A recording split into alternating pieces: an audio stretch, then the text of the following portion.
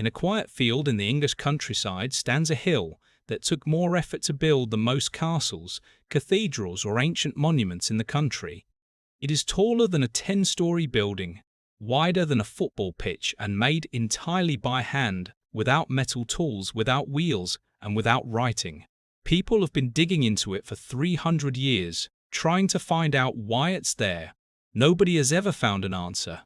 This is Silbury Hill, and many people call it Britain's lost pyramid. Most people, if they think of pyramids at all, think of Egypt. But at roughly the same time the first great pyramids were rising beside the Nile, a very different kind of monument was going up in the south of England, in what is now the county of Wiltshire.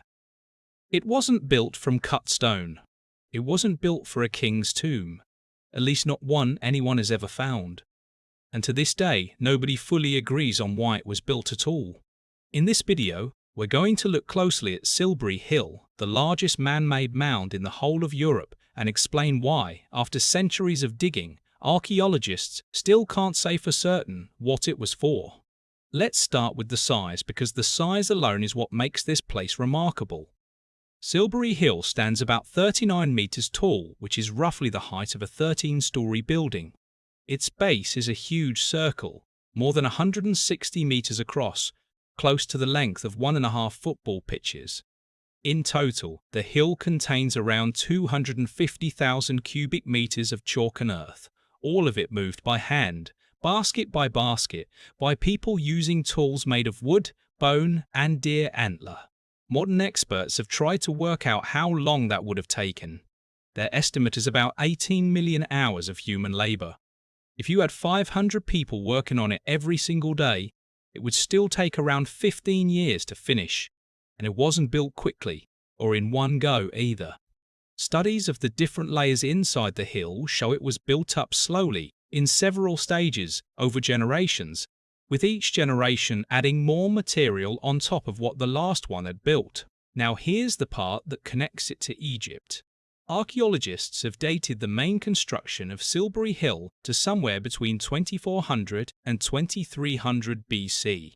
That places it firmly in the same broad era as the Great Pyramid building age of ancient Egypt, a period when large, powerful societies on the other side of the world were also choosing to spend enormous amounts of time, labor, and resources building giant monuments that had no obvious practical use. The people who built Silbury Hill left no writing behind, so we can't ask them directly what they were thinking. But the fact that two very different cultures, thousands of miles apart, both decided that building an enormous artificial mountain was worth generations of effort, tells us that whatever the reason was, it clearly mattered enormously to the people involved. So what were they trying to build it for? This is where the story gets interesting, because for hundreds of years, people have assumed the answer must be treasure or a tomb, and every single time they've been wrong. The earliest recorded dig happened in 1723, when workers cutting into the top of the hill reported finding old bones and part of a bridle, the kind used to control a horse. That discovery fed directly into a local legend that had been passed down for generations. A story that a king named Sil was buried inside the hill, sitting upright on a golden horse, dressed in solid gold armor. In 1776, a nobleman named Colonel Drax decided to test that legend for himself. He hired professional Cornish tin miners, some of the most skilled tunnel diggers in the country at the time, and had them sink a deep vertical shaft straight down through the center of the hill in search of King Sil's golden statue. They found nothing. No king, no horse, no gold, nothing but chalk and soil, exactly as it had been for 4,000 years. That didn't stop people trying. In 1849, a churchman named Dean Meriwether led a new excavation, this time digging sideways, driving a long tunnel horizontally into the very heart of the mound. Once again, there was no burial chamber, no skeleton, no treasure. What his team did find was strange in its own way. Patches of decayed moss and ancient turf, buried so deep inside the hill and so well preserved that scientists studying it more than a century later could still identify individual plant species from thousands of years ago.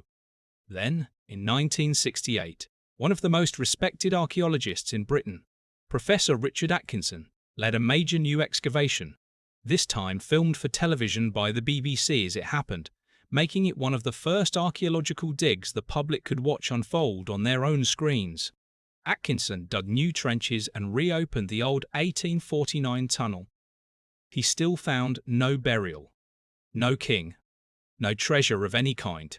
After more than 200 years of digging by antiquarians, treasure hunters and professional archaeologists, the honest answer remained the same.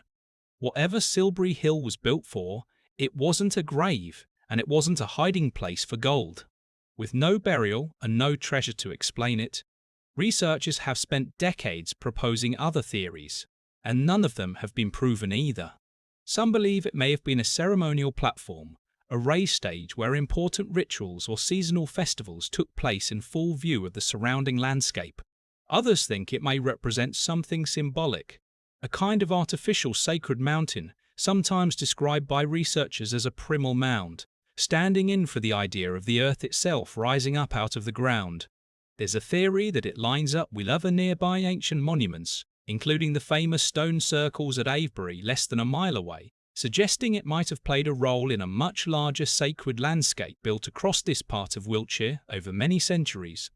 There's even a theory that its shape and position relate to water and the surrounding rivers, since the base of the hill was originally surrounded by a wide, deep ditch that would have filled with water for at least part of the year, making the hill appear to rise straight out of a lake. The honest truth, and most serious archaeologists will say this directly, is that we may never know for certain.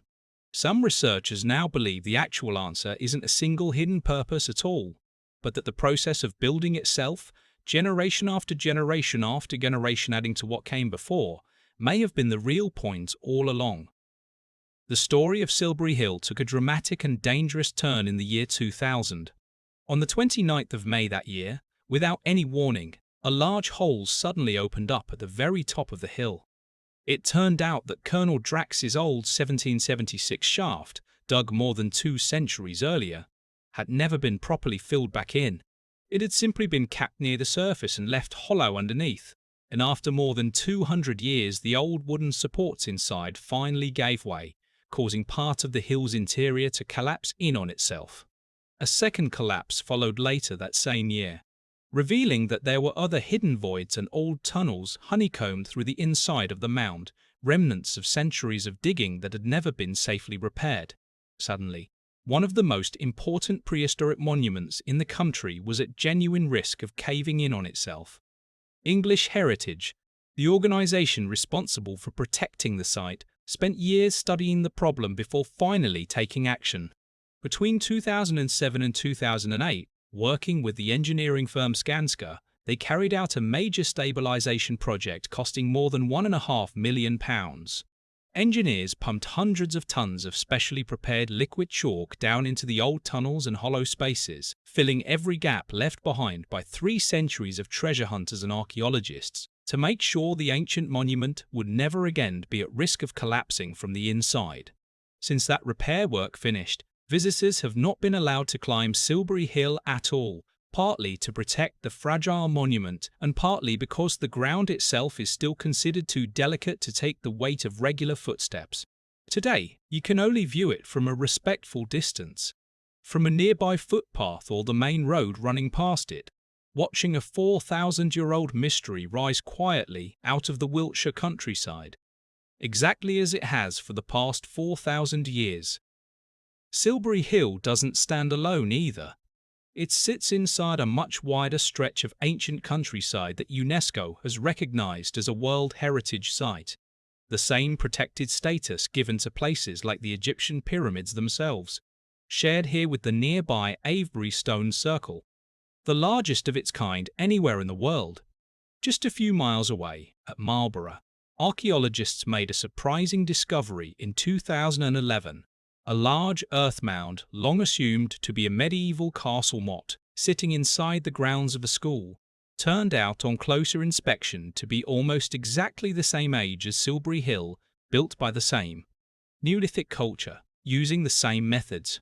Nobody had realised it for centuries. It raises an uncomfortable question for archaeologists working in the area. If one enormous, deliberately built prehistoric mound went unrecognized for that long in plain sight, how many smaller pieces of this same ancient puzzle are still sitting quietly under our feet, simply waiting for someone to look closely enough to notice? What makes Silbury Hill genuinely remarkable isn't just its size or its age. It's how completely it has resisted every attempt to explain it. Modern archaeology has mapped ancient cities, decoded lost languages, and dated bones down to the century. Yet this one enormous hill, built in full view, in one of the most studied ancient landscapes on Earth, has kept its purpose almost entirely to itself. Every generation that has dug into Silbury Hill, from Cornish miners chasing gold to BBC television crews chasing answers, has come away having learned a great deal about how it was built, and almost nothing about why. Perhaps that's exactly the way the people who built it 4,000 years ago would have wanted it to stay.